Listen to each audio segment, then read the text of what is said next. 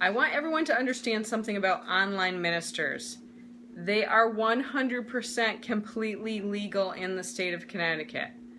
When you get married, you have a bunch of options to choose from for people to officiate your wedding. If you are a member of a church and you want to get married in the church with a priest, that's one way. You can hire a justice of the peace. That's another way. You can also hire a non-denominational minister who is a member of multiple organizations. There's the Unitarian Universalist. There's the organization that I belong to, which is called American Marriage Ministries. There's a few of them. These organizations are legal. My ability to marry you, because I'm a member of an online organization that ordains me solely for the purpose of performing your wedding, is legal. I had a conversation with a bride recently who was all in a panic looking for a last-minute officiant because her sister was going to perform the ceremony and someone, whether it was social media or whoever, gave them wrong information and said that those are not legal in Connecticut. That is completely untrue. There was a point where the law was worded that ministers ministers or clergy people of non-denominational organizations could perform weddings if they continued their work in the ministry, okay? What basically happened over time was that the law was changed to remove that caveat.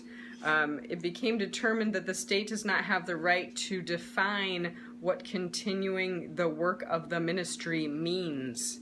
So whether I minister to my couples by talking to them about their story and their journey and their marriage to be, or have conversations with the other ministers and justices of the peace and priests and people in my spiritual circle, that is my way of continuing in the ministry. So I will provide you links in the comments below so you can read this statute for yourself off of the Connecticut State website. It was modified back in October of 2015, so this is still pretty relatively new. Why am I telling all of you this? Because obviously if online ministers are legal, then what is stopping you from going to get your sister, friend, or uncle to going to American Marriage Ministries or other organizations, having them becoming ordained, and then they do your wedding and then you save a bunch of money on an officiant?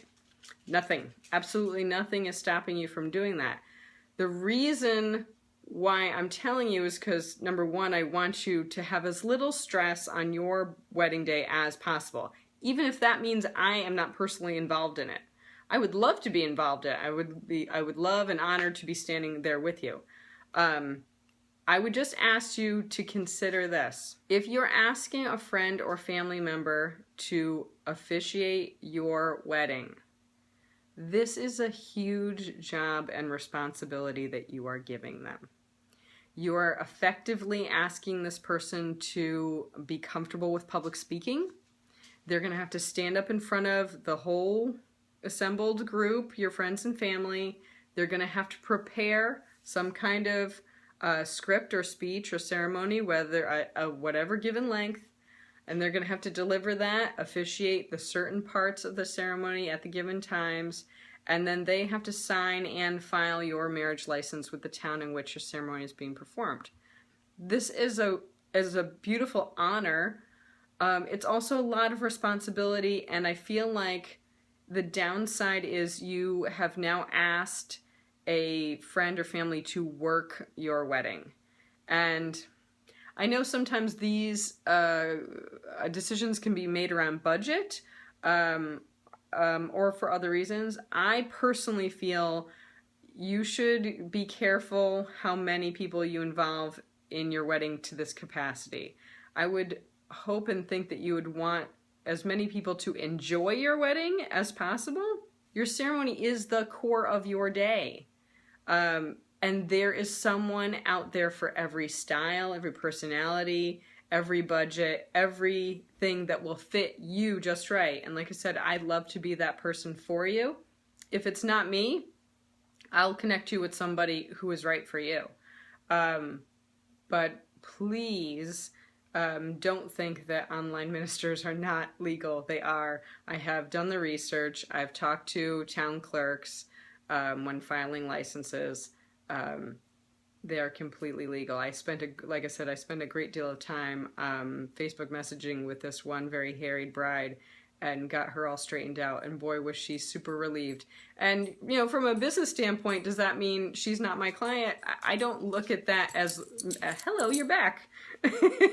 I don't look at that as losing out. I look at that as feeling good that I was able to help somebody relieve their stress and be able to have the wedding that they wanted to, that they intended to. So that's what I'm here for. I'm here for you guys. I'm here for you to have a great day. It should be one of the most beautiful, stress-free days. So that's all I wanted to talk to you about this morning, is just getting that straightened out. I know that there's a lot of stress about planning and knowing what the rules are, the ceremony specifically. I know that, you know, you want to make sure you're filling out the right forms, you're getting the right people, and everything is going to be legal when all is said and done. And trust me, whether or not you use me or just as the piece, it will be legal. The one major difference between the two, having a JP versus an online minister or any minister performing your wedding, if I perform your wedding because I am just a minister, your marriage will, the box on your marriage license will be checked as religious, not as civil.